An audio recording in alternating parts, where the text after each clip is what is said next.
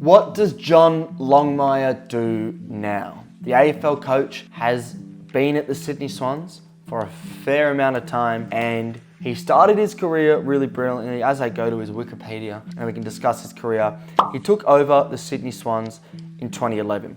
His game record from 316 games coached, he's won 197, he's drawn the 3, and he's lost the 116. He is dominating the scene. And since 2011, his CV is immaculate. We've got the flag in 2012. We've got making the finals pretty much every single year, apart from the 2 years of rebuilding from 2019 to 2020.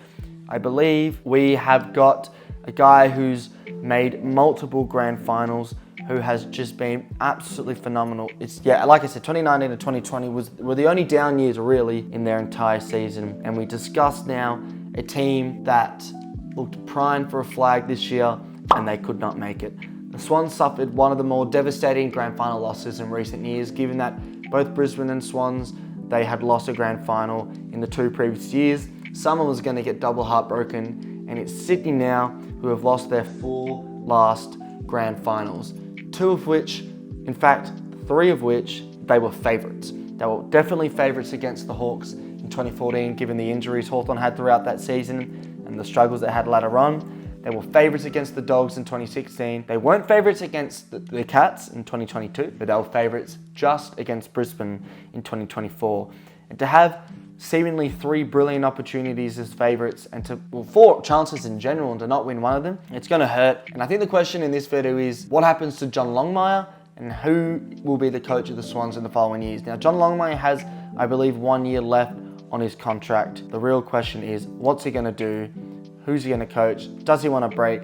Because the reality is, how many times have we seen coaches coach a successful club for so long, but it just tires them out? You know, I'm waiting for Chris Scott to have the same inevitability, but Damien Hardwick, Alistair Clarkson, time and time again, these long-serving coaches need a break. And he's been coaching for 15 seasons now. No, 16 seasons, 15 seasons, 15 seasons, 14 seasons, a whole fucking lot of seasons. 14 seasons he's coached in entirety, and just give the man a break. Give the man a break, because he's earned it. 14 seasons, 1 grand final win, 4 grand final losses. Heartbreak, heartbreak, and constant heartbreak. Now, first of all, there is rumors going around at the moment. Now, by the time I release this video, there might have been an outcome, but kind of discussed is, well, we don't really know what's going to happen with Longmire. There is speculation that he might be wanting a break. And I think then the question is, well, if he does have 1 more year of coaching in 2025, let's assume even if he does win the flag with them, he probably still might want a break. Who takes over the Swans? Because the Swans have got an amazingly young list. For a team that are making finals year in, year out, we're going to have a look at the AFL list here.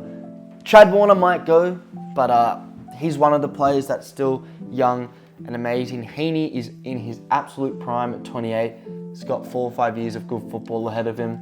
Logan McDonald, a young forward, just 22 years of age. I'm sure he's got great football left in him. Rowbottom, a young midfielder, 24 years of age, great football left in him. Will Haywood, only 25, lots of good football left in him. The same with Ollie Florent, who's 26, plenty of good football left in him. I think you've got players that are prime like Callum Mills, 27, still lots of football left in him. Even sort of lesser knowns, Sam Wicks is only 25. Braden Campbell, the substitute, 22 years of age, still lots of football left in him. James Jordan, who at 23 seems to be a good role player, maybe not going to the heights that people expect. The big ones though, Errol Goulden, just the 22 years of age, an outstanding footballer. Nick Blakey, 24 years of age, outstanding footballer. Dean Rampy is one of the ones who's going to retire in the next few seasons, alongside Reid, who's already retired. Luke Parker is someone who will explore trade seemingly to North Melbourne. He's 31 and his football's slowing down. Even the likes of Tom McCartan, who's just 24, as a key defender, plenty more growth left in him. You've got role players of Matty Roberts at 21, who's got plenty of football left in him as well. Joel Amadi, we all know how young he is. He's 25, still so much football left in him. You could say Corey Warner's got some football, but lesser likes. And then following that, You've got players like Jake Lloyd, who's in the latter end at 31. The point is, some core players there who are great. Taylor Adams as well and Brodie Grundy are closer to retiring. They've got good, primed, young talent. I have not even mentioned Tom Papley, who's 28, still got plenty of good football left in him. What happens now? What happens now is this list is still primed for a flag, and if they have to choose someone to coach, it's going to be one of the hardest decisions ever. Who do you bring in to replace the great horse? Who is going to guarantee them finals pretty much every year? Who's going to bring them to grand finals upon grand finals? Do they want to change the coach? The same question was had with Chris Scott for a while. If you can't win the flag, yes, he won in 2011, but he was given that. If you can't win the flag, well, what's the point? What's the point? Ken Hinkley, if you can't make the grand final with the flag, what's the point? Yeah, you can get to prelims. Yeah, you can get to finals. Even Chris Scott, you can get to grand finals, but if you can't win, does there have to come a point where you've got to replace them? Because would you rather make the grand final 3 years in a row and not win it, or finish wooden spoon for 2 of those years and win the grand final for another? And I know that's not a really great example, but the ultimate prize is the grand final. Being runner-up, you're never remembered really, and if you are remembered, it's not for a good thing. If I had to guess a coach to take over them, I do not know. I think a really rogue shout would be Alistair Clarkson. Just get out of North Melbourne, there's nothing there. But apart from that, I think it's really hard to get a coach. Like coaches around, there's no one I can think of who has the prowess to guarantee Sydney finals every year. So next year might be their final year to do it, because there's no guarantee the next coach goes well.